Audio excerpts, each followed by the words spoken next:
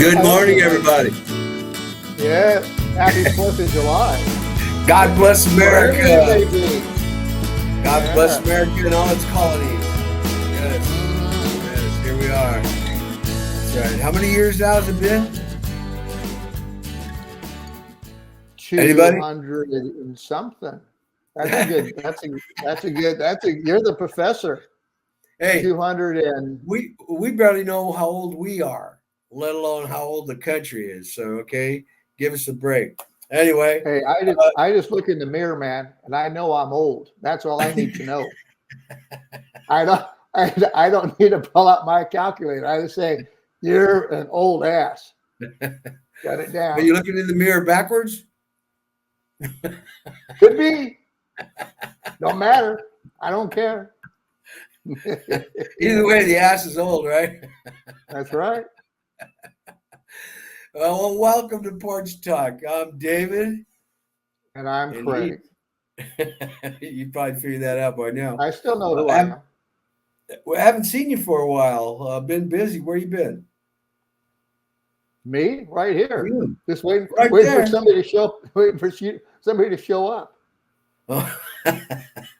You got people walking by. Nobody wants to stop, huh? I know, right?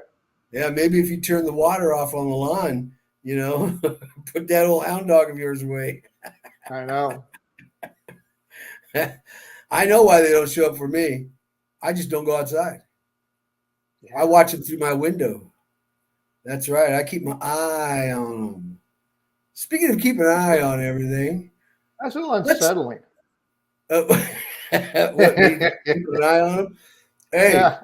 I once had a neighbor like that. Yeah. Not that I'm Mr. Kravitz or anything like that. I don't want to get anybody bewitched out there. But point being, today's all about America. Isn't that awesome? I love this country. Love this country. My folks been here for hundreds of years. I'm not sure how far back, but been here forever. On my father's side, on my mother's side, some imports from Spain and Sephardic Jews coming over into New Mexico and stuff like that. But Americans. Hey, we're all Americans, right? No matter where you come from, no matter where you're imported, provided you buy into the idea that all people are created equal, nobody's above the law, and you have the right to practice your religion any way you want, say whatever you want, as long as you're not yelling fire in a crowded theater or calling people names. Ooh. Amen. Be nice. Amen. Be nice. Think what you want, say what you want, but be nice and accept the right of others to say and do the same. That's what it's about for me. It's interesting. I think about politics, but we generally talk about movies, and I want to talk about horror films. You folks know, Craig and I, CRA Entertainment, we do horror movies. In case you didn't know. I like to segue that. Even those that maybe weren't horror films, they might have scared people. Exactly. Who knows? Who knows? I think that's important. But we do horror films, and I've often thought, why do people love horror films? Because really, where is the boogeyman? Where does the boogeyman exist? Well, he exists right here, right? I mean, we create all these, right? But more importantly, you ever thought about how horror films and the monsters, the boogeymen in the horror films reflect society? I mean, I was thinking about this one day, and I thought, who's at the top of the genre as far as monsters go? Bad guys. It's usually vampires. They're usually the smartest ones, the best looking ones, the best dressed ones, right? The ones with the best dental care. They're at the top. They're this fang, right? Good teeth. Good teeth. Good teeth. But what do they do? What makes them so intriguing? Well, they suck the lifeblood out of their victims. So if we were to look at monsters in horror genres, metaphorically, we could say that these monsters reign at the top of the social ladder, and they suck the blood out of society. Interesting, yeah? They live forever off of the life's blood of everybody below them. That's a terrible monster. Then we have the other group, are like wolfmen, the ones that like to just, you know, tear people apart and kill just to kill, right? And blood and guts, and they're eating them and gnawing at their necks and just ripping them apart, for the sake of the Mm-hmm. kill, because they love doing that. And hey, that seems to be pretty reflective of society as well, right? We have those people, and we even have governments, whole movements where they just want to kill to wipe out the other side because they're no Yeah. good. Whoa, sounds like World War II. I don't want to get into it here, but yeah, sounds like World War Mm-hmm. II. Just kill them, get rid of them. World War One. Whoa, I mean, we can go on and on and on, right? Genghis Khan, what was he doing? He was in there. Whoa, he was incredible. But Genghis Khan, you got to give it to him. He'd go in there and he'd say, "Okay, I'm gonna kill everybody except for a lot of you women. I'm gonna keep you around so that I can create more little Genghis Khans. So we're gonna keep you around for that. I'm gonna pepper your society with a bunch of little Genghis Khans, right? Mm-hmm. Because most of us have a genetic coding that goes all the way back to Genghis Khan. Isn't that incredible? Yeah. That was a busy dude, huh? That was one busy dude. Now you talk about him. He was a horny monster, I guess we could say, right? Well, I just kidding. I guess me. But anyway, so we have those killers, those monster killers, those wolfmen, those types of monsters, right? That just go around killing everything, eating up everything, right? Then we have the Frankenstein ones, the ones where science is trying to create, other intelligence, trying to create artificial intelligence. Oh, that's what they did with Frankenstein. They took dead parts, put them together, and they artificially brought it back to life. Artificial intelligence, another monster. But how did Frankenstein become a monster? Yeah, he was kind of pushed into being a monster.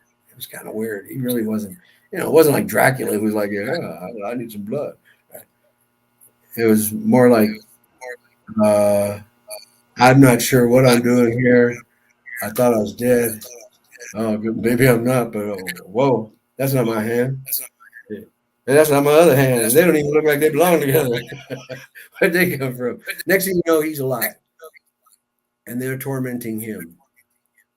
And eventually they turn him into the monster that they claim him to be. But artificial Mm-hmm. intelligence coming back to bite us in the butt. Look what's going on today, America, celebrating 4th of July, our country's birth.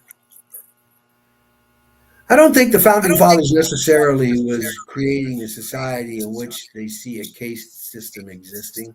I knew they recognized the existence of slavery at the time that this was going on, and indentured servitudes, and also the fact that only certain people could own property and vote.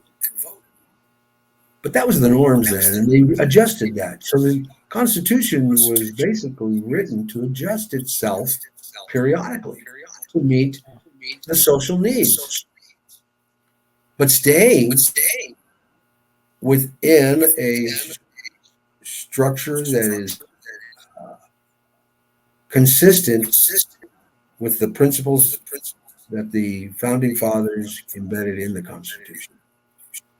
So it's kind of interesting how that Constitution could be reinterpreted.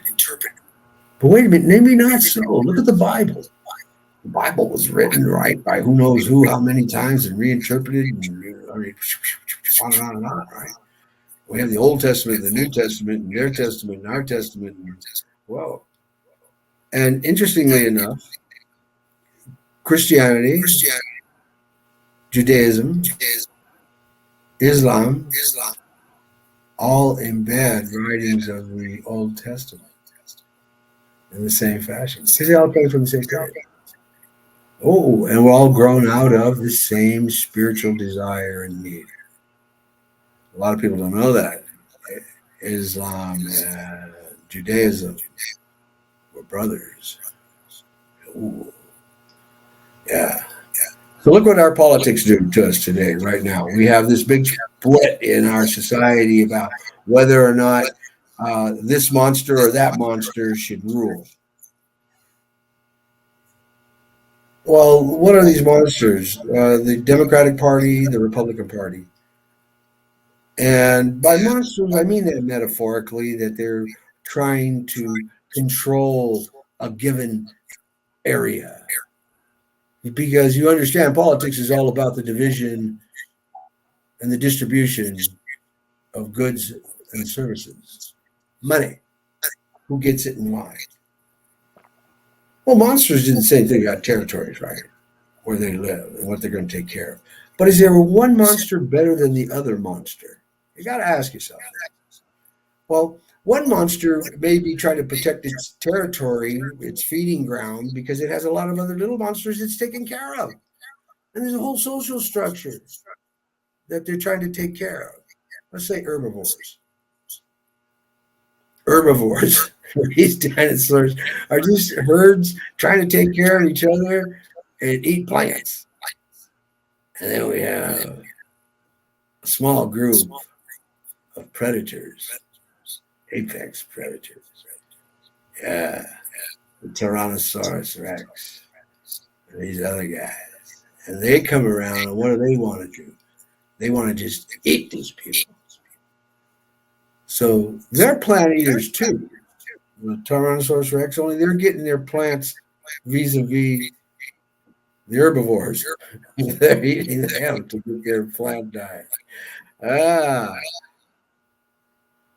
how is it that in our society we can't clearly see who wants to keep the herd healthy, keep the herd fed, protect the herd, and those that don't, that want to use and feed off of everybody else? Project 2025 is a horrible idea that's coming up. Generally, we don't talk about politics, and I'm really not. I'm just talking about what I'm seeing out there because I love horror movies. We make horror movies. Did I tell you that? I think I did. We make horror movies. And in making horror movies, we try to examine really what's going on socially. If you think about our movies, The Crumbs, for example, is the social structure of a family who are basically nuts. But they love each other. They care about each other, and they'll do anything to preserve their way of life, which includes taking the lives of many other people, and their life source. And not only do they take their life source, but they consume them and eat them for the sake of their own family. So is that right? Of course not. But that's what's going on right now.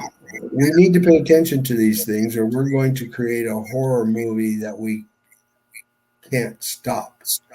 That a never-ending horror movie. We don't need that.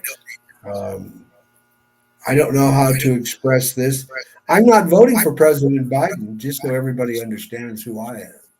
I'm voting for a democratic way of life. I'm voting for a constitutional understanding of truth, which is what was embedded in the Constitution. And in so doing, I'm voting for the Democratic Party. I'm voting blue because the amount of greed, the amount of wow, criminal, straight out criminal malfeasance going on in the conservative right, and that includes our Supreme Court justices, the conservative ones. You know who they are. That needs to change. There's only one way to change it. Vote them out.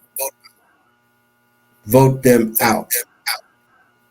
You see, we drove a stake of wood through Dracula's heart to stop him and to keep him where he belongs.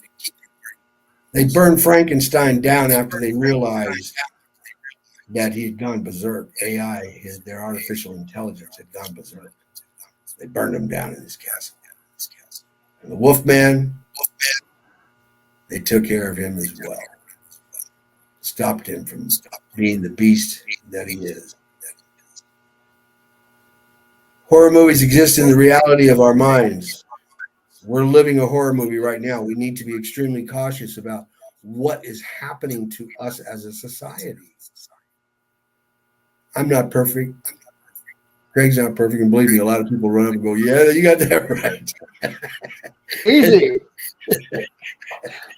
My dogs think I'm pretty cool, man. I'm going to get the mail. It's been like I've been gone for weeks. My dogs love me, man. Go ahead. I didn't mean to jack around. Well, I used to have a goldfish that I thought liked me. So I got all happy, right? So I gave him a bunch of food, came back, and he was belly up. That didn't work out too well. Anyway, so much for our pets, right? So please, folks out there, take it serious. This is not about Trump. This is not about Biden. Trump is a patsy for a conservative right movement, a very nationalistic movement. And if you pay attention to it, it is creeping over into Europe, and they're talking about the same type of crap. Very non-immigrant policies, very nationalistic policies in France and England, and believe that if America falls and is subjugated to this far right nationalistic movement, that's just another disguise for, in my mind, some pretty heavy things like the Ku Klux Klan, white supremacy. Now, I hate saying things like that because I don't see the world in black and white. I see it in many, many, many, many colors. But unfortunately, many people do see it that way, and we must be aware of that. We must be aware of that. So if our country falls and becomes subjugated to that crap, you can believe Europe will be right behind it.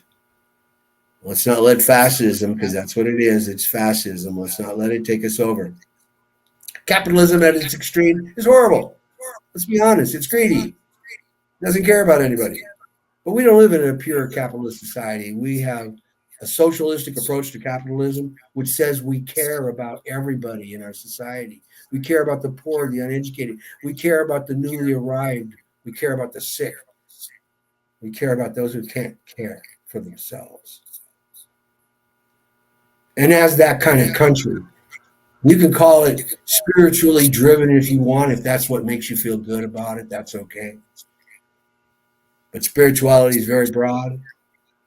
It's not a Christian net. It's a God net, and that covers every religion, every theology on the planet, period. So our social capitalistic approach to life is a good one. It's a great one. It's an honest one. It's forthright. It cares. But we must understand that this country is only great because our heart is purely driven by truth that all men were created equal and are created. Mm. All women and men are created equal.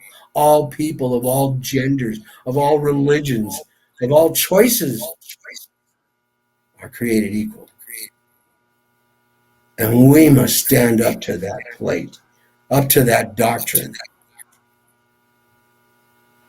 Remember, vote for your country, vote for your constitution, vote for a democratic way of living where we will embrace every Republican who feels that this is not true,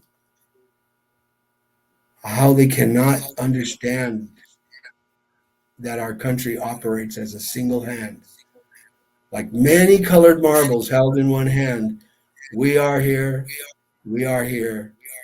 and we will never leave. God bless America. I hope that wasn't too much for you. We thought a lot about talking about this, Craig and I know I've been blabbing my mouth, so I'm going to shut up for a minute. And Well, brother, I don't know how to top that. You know, only thing I can really say is me too, and happy 4th of July. You know, that was very well said. thank you. Very well said. Yeah. Folks, stay safe. Have a blessed 4th of July. On another note, real quickly, if ever you folks have any questions about movie structure, how to set up, how to start a film, how to produce a film, how to write scripts, how to organize it in pre-production planning, line producing, give us a buzz. We'd be happy to talk about it. You want to talk about acting? We love talking about it. You want to talk about horror films in general? We love talking about it. Yeah. Let us know. Uh, my name is David Espinosa. We're going to cut it short today because we'd rather leave it on a note where you contemplate today's message. Thank you for your time. We love you. God bless America. Peace. Peace.